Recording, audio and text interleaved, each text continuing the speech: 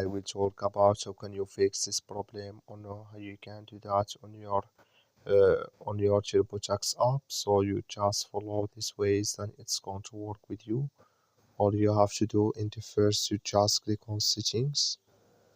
So then it's going to take you to this list here. Then you go down, just keep going down here.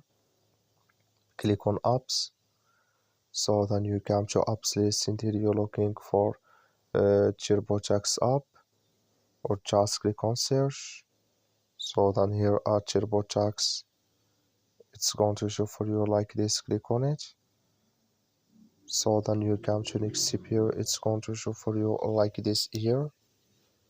So then you just click here on force stop, click on OK. Then you go down, just click on storage. You come to storages here, just click on clear cache. So then you go here to your Play Store, click here on Play Store.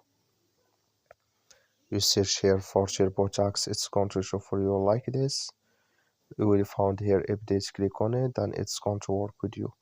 That's all you have to do. Thank you for watching. Don't forget to support us by liking, subscribe.